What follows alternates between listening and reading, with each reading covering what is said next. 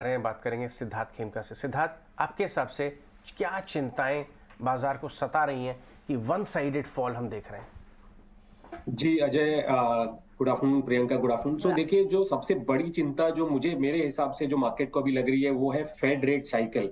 पिछले जो दो तीन मैक्रो डेटास जो यूएस से आए हैं ये इसको पॉइंट आउट कर रहे हैं कि वहां का इकोनॉमी काफी स्ट्रांग है।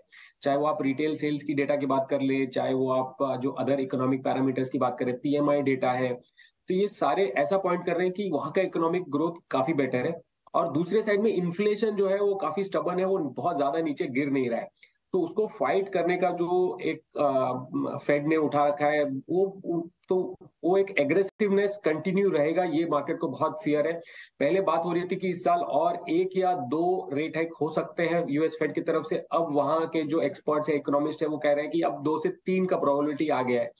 तो ये सबसे बड़ा जो नेगेटिव है ये मेरे हिसाब से वो है। उसके अलावा अगर आप देखें तो एक जियोपॉलिटिकल टेंशन थोड़ा सा वापस गर्माहट में आया है, जो रशिया यूक्रेन को लेकर वहां पे थोड़े बहुत कमेंट्स आए हैं जो थोड़ा स्थिति को अनस्टेबल करता है। बट अगेन मुझे लगता है कि जो सबसे बड़ा फैक्टर है जो मार्केट के लिए जो इम्पैक्ट कर रहा है वो आज जो आएगा, फेड का जो मीटिंग मिनट्स नोट्स आएंगे, और उसके बाद आरबीआई की भी मीटिंग मिनट्स नोट आएंगे, and that is the biggest important factor for markets now. मैं आपसे एक फॉलोअप सवाल पूछना चाहूँगा सिद्धार्थ, ये बहुत इंपॉर्टेंट है, और वो ये है कि अभी तक हमने real estate companies, mid size, large, Sobha, Prestige, Oberoi, आपके लोधा, डीएलएफ, हर जगह धमाकेदार धांसू वॉल्यूम्स देखे हैं, चाहे वो मंथली क्वार्टरली वॉल्यूम्स हो, चाहे वो रिजल्ट्स हो, स्पेशली प्रीमियम में। लेकिन आज हिसाब से स्टॉक्स रियल एस्टेट के 7 महीने के लोअर लेवल पे आए हैं। ये जो आपने हायर फॉर लॉन्गर वाली बात बोली, अगर यूएस में हायर फॉर लॉन्गर रहेगा तो हमारे यहाँ भी हायर फॉर लॉन्गर रहेगा। शायद थोड़ा कम रेट बढ़े, वहाँ 50 बढ़ सकता है, यहाँ 25, लेकिन हायर फॉर लॉन्गर तो होगा। ये जो consumption part of the basket है, बाकी सब तो हिट हो गई। लोग इनरवेयर, आपने सब देखा, पेंट्स वगैरह, बहुत सारी वॉल्यूम ग्रोथ का इशू रहा, ये नहीं हिट हुई है। क्या डर ये भी है कि वॉल्यूम ग्रोथ यहाँ रियल एस्टेट में हिट होगी?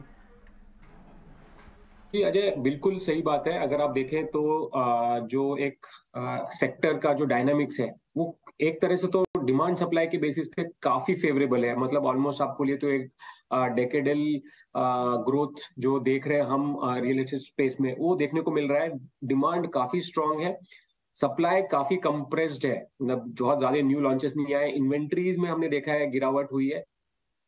तो एक फेवरेबल डायनेमिक्स है रियल एस्टेट स्पेस के तरफ। बट दो मेजर कंसर्न्स थे। एक, जहां बहुत ज्यादा कॉस्ट राइज हो गया, आपके रियलाइजेशन उतने नहीं बढ़े, डिमांड डेफिनेटली बढ़ा है, एक आपका कॉस्ट राइज की वजह से मार्जिन पे प्रेशर आया है। और दूसरा, ये एक interest rate rising scenario cycle के साथ जनरली हम real estate cycle, demand cycle को देखते नहीं है, बट ये अभी कोइंसाइड हो रहा है। तो ये एक दूसरा बड़ा कंसर्न है कि अगर इंटरेस्ट रेट्स काफी बढ़ते हैं यहाँ से, या जो फेड बोल रहा है हायर फॉर लॉन्गर, अगर वो सिनेरियो इंडिया में भी रहता है, अगर आरबीआई भी फॉलो करती है, तो कहीं ना कहीं जाके ये डिमांड वापस स्टैग्नेट ना हो जाए, या डिमांड ग्रोथ जो है वो इम्पैक्ट ना हो जाए। तो ये एक कंसर्न है मार्केट को। डिस्पाइट, अगर आप देखें क्वार्टर ऑन क्वार्टर कंपनीज ने record pre sales data announce किया है, नंबर्स काफी इंप्रूव हुए हैं। बैलेंस शीट्स, जो सबसे बड़ा कंसर्न होता है रियल एस्टेट कंपनीज के लिए, सभी कंपनीज में अगर आप देखें तो लेवरेज कम किया है, कैश फ्लोज इंप्रूव हुए हैं। उसके बावजूद हमने लास्ट 6 महीने, साल, मतलब ऑलमोस्ट 8 मंथ से हम देख रहे हैं कि real estate players under perform कर रहे हैं। तो ये एक, मेरे को लगता है कि थोड़ा सा मार्केट वेट एंड वॉच कर रहा है, क्योंकि generally these are cyclical sectors. और अगर अगर इंटरेस्ट रेट साइकिल जो सिनेरियो दिख रहा है, अगर वो काफी थोड़े टाइम के लिए रहे, और यूएस में तो रिसेशन की बात कर रहे हैं, यहाँ एटलीस्ट हम इंडिया में रिसेशन की बात नहीं कर रहे हैं, बट ये कुछ सेगमेंट्स है जहां पे थोड़ा इम्पैक्ट ज्यादा हो सकता है। ये अनुमान की वजह से मुझे लगता है कि रियल एस्टेट थोड़ा अंडर परफॉर्म कर रहा है। बट फंडामेंटल परफॉर्मेंस देखे तो अभी तक तो कहीं वहां पे इम्पैक्ट देखने को नहीं मिला है।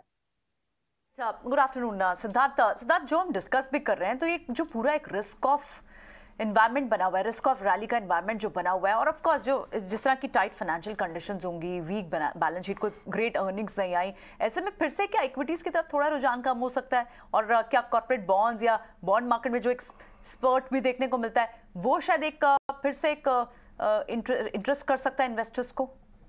जी प्रियंका, डेफिनेटली एक राइजिंग इंटरेस्ट रेट सिनेरियो में एट द मार्जिन थोड़ा बहुत जो इंक्रीमेंटल पैसा है वो अदर ऑल्टरनेटिव इन्वेस्टमेंट्स की तरफ डेफिनेटली जाता है। चाहे आप वो एफआई मनी की बात करें, एफआई फ्लोज भी हमने देखा जो पिछले साल जो 2021 अक्टूबर से जो हमने एफआई आउटफ्लोज देखा, वो आपका फेड रेट साइकिल के साथ कोइंसाइड करता है। जैसे जैसे इंटरेस्ट रेट बढ़ते गए, इजी लिक्विडिटी जो रहता है, इजी मनी फ्लो रहता है, वो वापस अपने सोर्स पे चले आता है, या फिर ये जो जिनके रिस्क एपिटाइट कम होती है उन्हें लगता है कि risk reward is not that favourable. So at the margin definitely एक रिस्क ऑफ मोड है इक्विटी मार्केट में, और जिसकी वजह से थोड़ा सा हमने फ्लोज कम आते हुए देखा है। अगर आप देखें डोमेस्टिक फ्लोज की बात करें, रिटेल इन्वेस्टर्स का भी अगर आप एनएसई पे एवरेज डेली टर्नओवर अगर आप देखें तो वो भी कहीं ना कहीं कम गिरता हुआ दिख रहा है।